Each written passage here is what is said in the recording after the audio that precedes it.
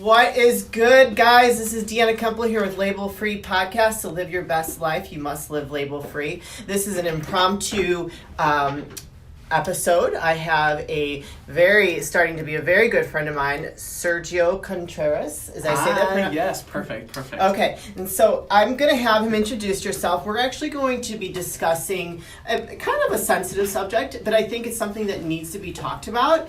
And I've just loved him, just loved meeting him. This is a new friendship for me, and he's super cute too, if you can't tell.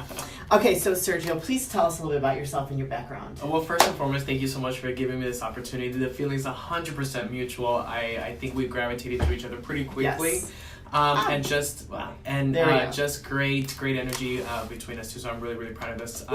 My name is Sergio, guys. I am originally from the great state of El Paso, Texas, which is about 1,300 miles away from where we're currently now here in Chicago, Illinois. It's a lot warmer there too. Well, ironic right now it's not. It's about 35 degrees. Okay, and it was 23 crazy. this morning. But normally, traditionally, Sun City, El Paso is what we're nicknamed. So I moved here to Chicago. Probably about 5 years ago.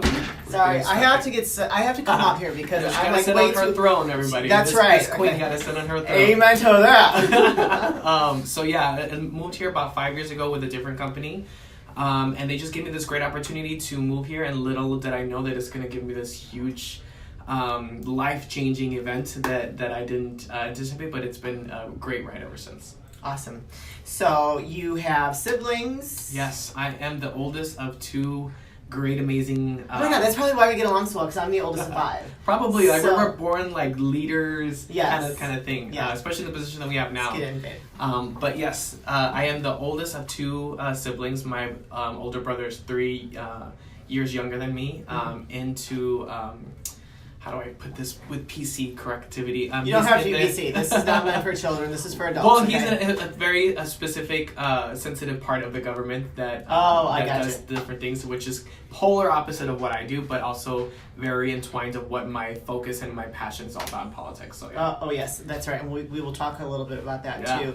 Yeah. I don't really follow the politics, but I might start listening to you. You're probably going to get me on that path. Yeah. But tell us a little bit more about your background, because we talked a little bit about this before we started recording.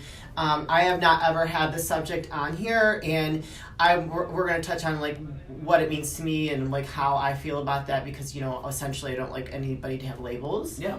So I think that's a great. And that's why I really good want to do lead-in. this. Yeah, a great lead-in, because that's really why I want to do this podcast. Even though I do subscribe to that label-free mentality and not wanting to put society's labels on people, I am a really proud and openly member of the LGBTQ community. And he's really, so cute. It's such a shame. Like I would eat him up. The feeling is mutual. But I think that it's such a great thing to point out, because now we're in more of a renaissance of the LGBTQ community, really.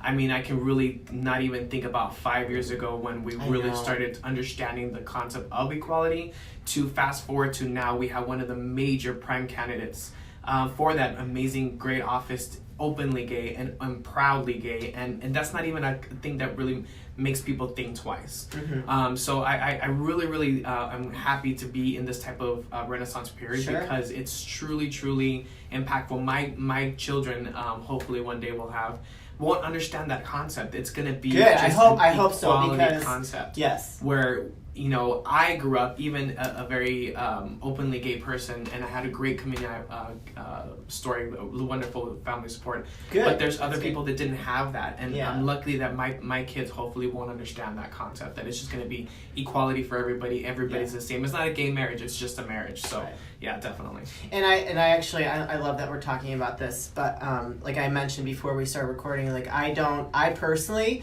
don't see like color. I don't really judge. My sisters say that I'm just not a judgmental person. So for me, like I don't look at you and say, oh, you're gay. Like I don't think that that's the way that somebody should be labeled. Hence label free, right? Yeah. And I just love that you are open about it, and I'm proud of where our society has grown. I mean, there's so much more growth to happen. There 100%. Really is. I mean, especially with some of the transgender individuals, there's women that we're changing, men changing over to be women that have gotten killed, that is a very serious thing. And I can't even imagine that. I mean, I've had people like accuse me of being, like trans, yeah. And I look at them, I think about that, I'm like, you know what, that's a compliment, because a lot of them. Great point of view, because that's exactly what I'm trying to say about the LGBT Renaissance. Because before it was like, oh my God, no, I'm not gay. Now people are taking it more as a compliment, because it's not a foreign concept anymore. Yeah. It's not something that is triggering for people. It's something that now is more embraced, and I'm so glad for people that have podcasts like this, because I think. You're not you're a creature of your own environment, right? Yeah. And the only way to expand your mind and expand your presence in society is to put yourself in situations you normally wouldn't be part of. Yeah. And that, especially that you make your point of the trans community, is really being accepted now. Yeah.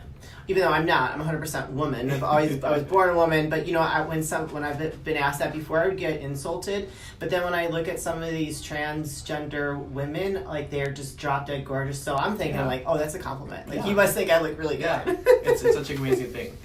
What made you want to come on? We kind of just said that. What made you want to come on my podcast and share your story? Well, like I said, I subscribe to this label-free mentality. I think it's such a great, attractive way of life and way of looking at a different aspect. Just because you may think this way, you may subscribe to this mentality, whether it be religious, political, influential, whatever the case may be. I think the way you truly ground yourself in that mentality, and the way you really thrive in that, is that you expose yourself for different things. Amen. If I don't like chicken, I'm gonna look at steak to make sure that I don't like chicken.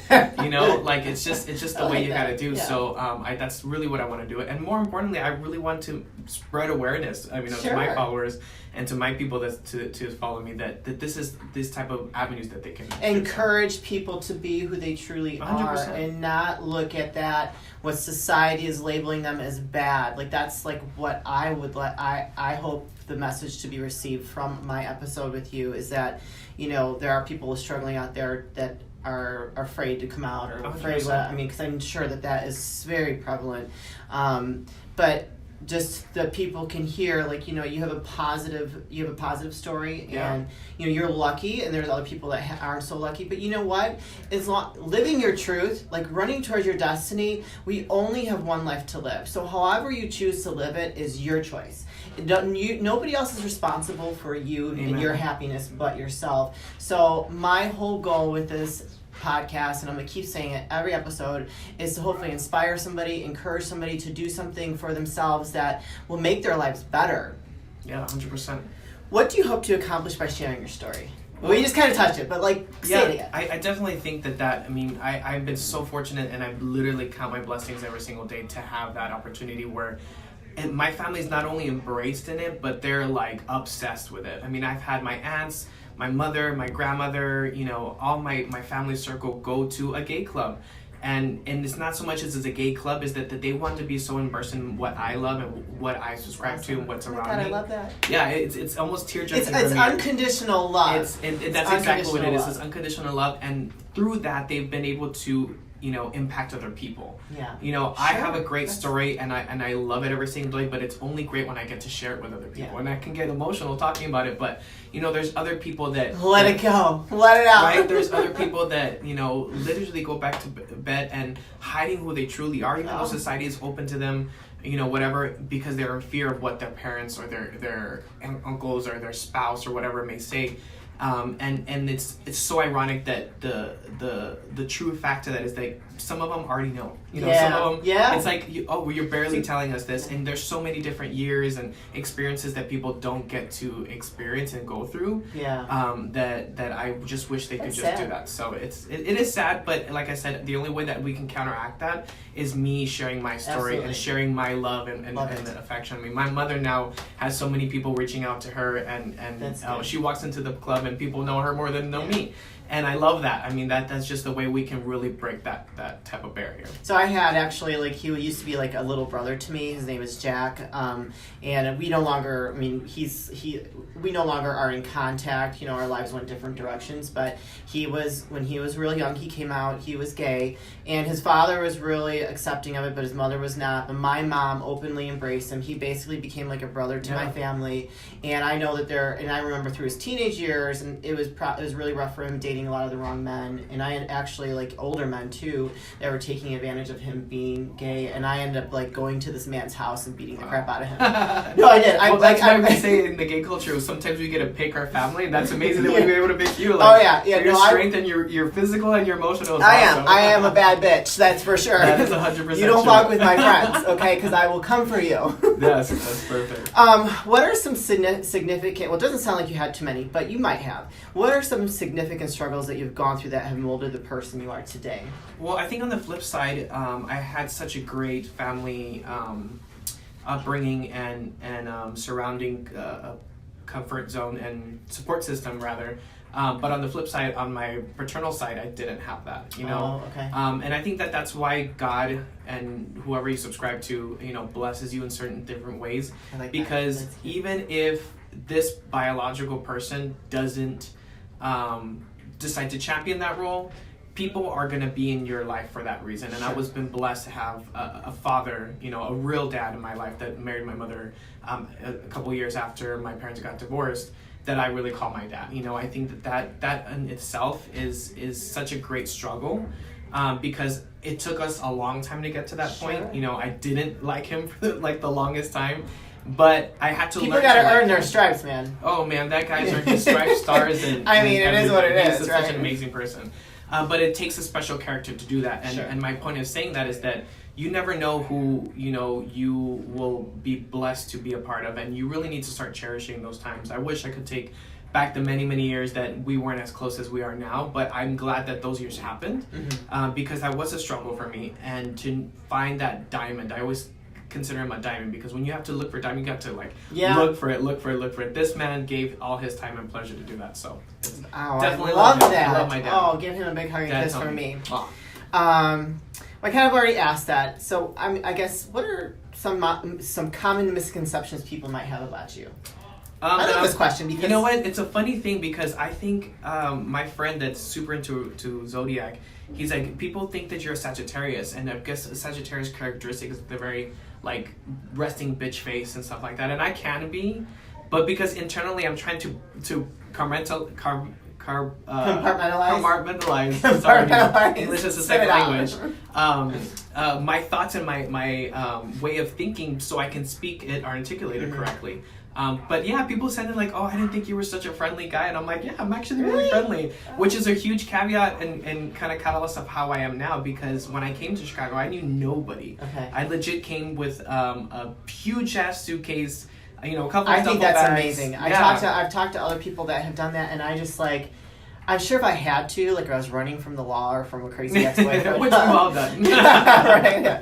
I would probably be able to do that, but I can't imagine just, like, uprooting myself and just going somewhere where I don't know anyone. I mean, I'd probably, like, meet a million people, but that's really brave. And I think that that's such a great strength of mine, because even though I had such an amazing support system back home, leaving them is probably one of the biggest success and struggles that I have. Sure. Even on an hour-to-hour basis.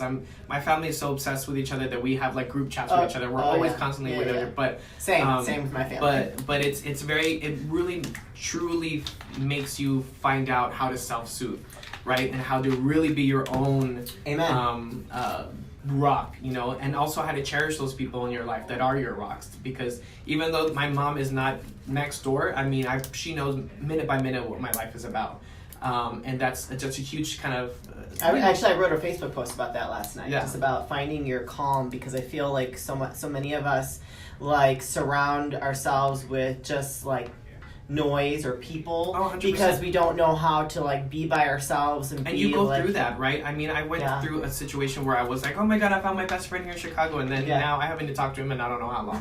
You know, but you're your own best friend, right? Damn it. And that's exactly my point, is you have to become your own best friend, your own comfort blanket, your own person. Oh, I love it. That makes the chicken noodle soup for you when you're sick, you know. Well, sometimes I wouldn't mind having somebody come and like do makeup for me. That's what I use for. Oh. But yeah, it's been very interesting.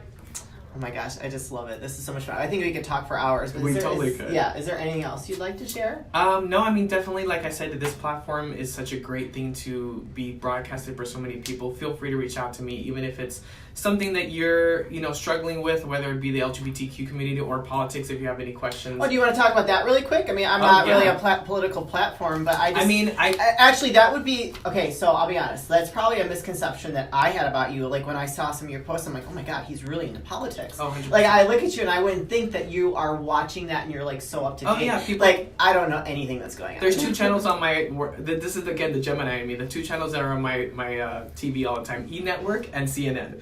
Never really a cadence of which one I watch first, but that's definitely what usually I'm watching. But yeah, I mean, I don't really want to put out there like you should vote for this person, you should vote for that person. No. But definitely, I think we're in a political climate now that a little bit people are more aware than they were maybe 8 years ago. And that's such a great thing to have, and also a dangerous thing to have. You want to make sure that if you're clicking on something, posting something, reposting something, that you look at the sources and you're not just posting something that can be clickbait for something else, because then that can fuel something else that we really don't need in this culture. So yeah, I mean, whether you are red or blue or in between, definitely make your due diligence, vote, educate yourself, do what you got to do. Because only you can make a change, and even though you may think your vote doesn't count, it really does. I mean, you create that what's the word I'm looking for? Just that movement. Yeah. That movement. So even though if you feel like you're just one person, but like there's one. I mean, we have a whole history of one person that has made a difference in our and like all of our lives from the beginning of time. So one person can make a difference. It's just where your head's at, and I'm definitely you're gonna like educate me and school me on some of the politics stuff that's going on. I would love to, but also you might not like my choices, but that's what I was gonna say. Even with that, still live label free, because even though somebody may not subscribe to the same political beliefs that you do, or think the way you do, we need those type of people, because there is 2 types of ways to do different things. And as long as the outcome is the same and we're trying to make this country be better, it doesn't matter. Oh my gosh. I love you so much. You're awesome. It's mutual. I love it. Okay, well, I think that's it. That's enough for my questions. We're actually on our lunch break, if you can't tell. I'm multitasking as usual, but... she's a crazy person. It's just like, her agenda is crazy. Look at my veins popping. Oh my God, I love it. I'm getting close. I'm getting closer. As everybody knows that follows me, I'm getting ready for a bodybuilding competition, and I'm very excited. Did you want to ask me any questions? I think that you've just been amazing. This is such a great opportunity. I really thank you. And I love the message. I love the message you put out there. So I'm actually going to tag him in the post when I share it to See in Chicago. I will share it on my page. It'll be uploaded on YouTube. It'll be uploaded on iTunes, and we will put like a tag for him. So if you're anybody out there struggling in the LGBT community, reach out to him, because he's got a great support system, and I'm sure that they'd be happy to support you. As myself, of course, I love everybody and everything. Unless you fuck with my friends, then I'm coming for you, and that's a different story. Fair warning. You've been warned, people. But this is Deanna Kuempel with Label Free Podcast. Live your best life. You must live label free. Thank you, as always, for your support. Thanks for tuning in, and I look forward to talking to you soon. Have a great day.